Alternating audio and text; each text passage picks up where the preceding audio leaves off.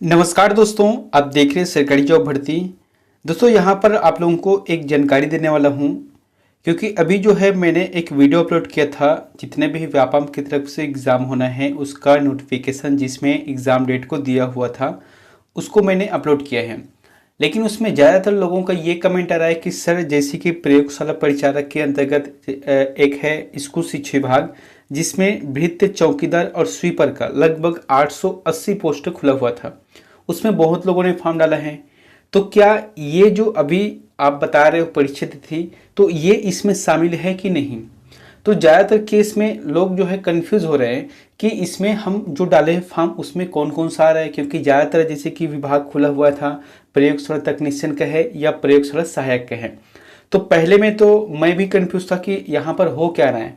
फिर जब जाके देखा है तो समझ आया कि आपका जो स्कूल शिक्षा विभाग है जिसमें 880 पद है, उसका नोटिफिकेशन जारी ही नहीं हुआ है, यानी कि इसका एग्जाम डेट नहीं आया है।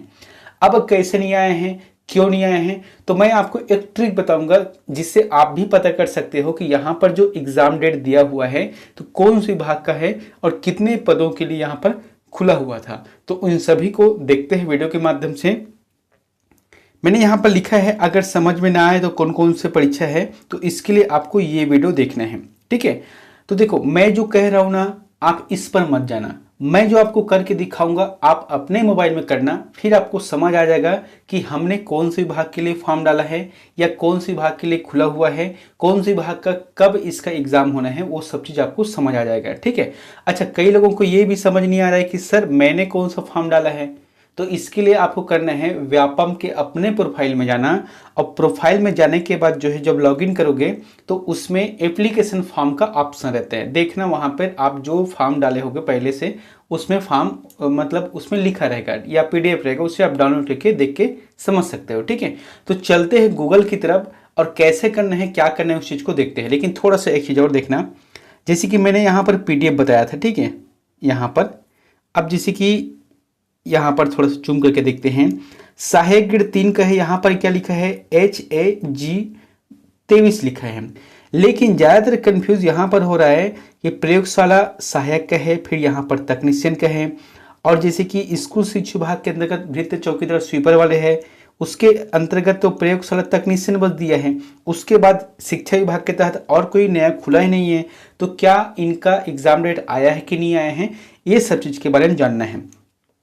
तो सबसे पहले ना आपको ये चीज़ याद रखना है, जैसे यहाँ पर लिखा हुआ है ना FDIT 24 या THS 24 या HELT 24 है, आपको इसे याद रखना है।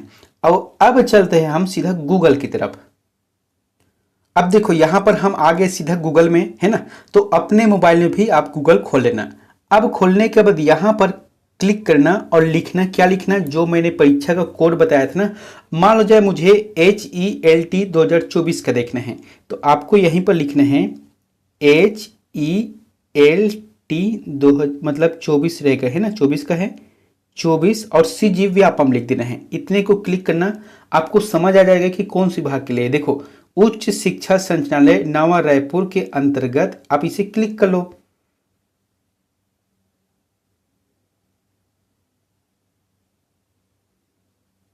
ये देखो, है ना, उच्च शिक्षा संचालय नवा रायपुर के अंतर्गत प्रयोगशाला तकनीशियन भर्ती परीक्षा HELT का। अब इसका विभागीय विज्ञापन यहाँ पर लिखा हुआ है ना, आप इसे क्लिक करना। क्लिक करने के बाद ये डाउनलोड हो जाएगा, है ना। डाउनलोड हो जाएगा तो फिर आप PDF के माध्यम से इसे जरूर देखना कि यहाँ पर कितने पोस्ट खुले हुए हैं। तो टोटल मिलाकर यहाँ पर 260 पदों के लिए होना है। इसका मतलब है कि स्कूल शिक्षा विभाग के तहत जो सहायक परिचारक है, जिसके अंतर्गत एक अलग से पार्ट था 440 पदों के लिए, और एक है भृत्य चौकीदार और स्वीपर जो कि 440 पदों के लिए था। इसके बारे में अभी तक इसमें कोई डिटेल नहीं दिया है। ठीक है, आप इतना समझ गए ना। आप यहां से बैक चले जाना, ठीक है, फिर आ जाना बैक में। अब इसके बाद हम किसे चेक करें, कोई भी सा एक को चेक कर लेते हैं यहाँ पर।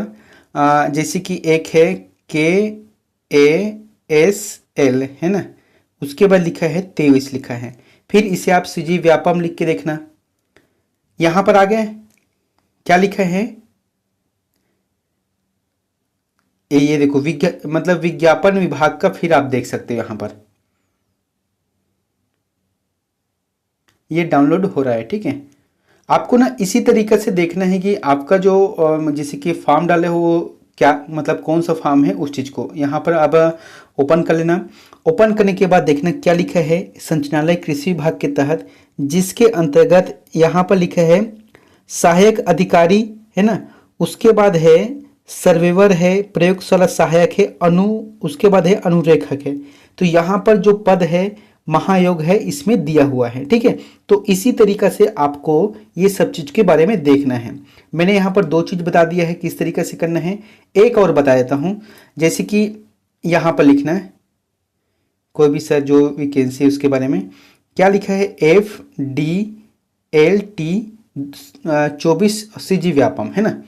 अब देखो ये क्या आ गया, राज्य न्यायालयीन जो विज्ञापन है उसके बारे में दिया हुआ है। तो इसी तरीके से आप सभी जो तिथि दिया हुआ है एग्जाम का डेट या जो कोर्ट के हिसाब से उसे आप चेक कर लेना ताकि आपको समझ आए।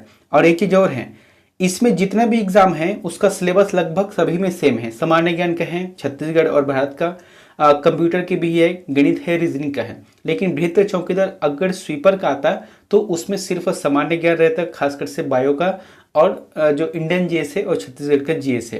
लेकिन फिलहाल ये चीज़ नहीं दिया है, तो आप लोग जो है सभी का तैयारी करना प्रारंभ कर दो। ठीक है, यहाँ पर लगभग सभी को समझ आ गया होगा। अब किसी को समझ ही नहीं आया ना तो फिर मुझे जाके कमेंट करना, फिर आपको मैं कमेंट में वहाँ पर बता दूंगा। ठीक है।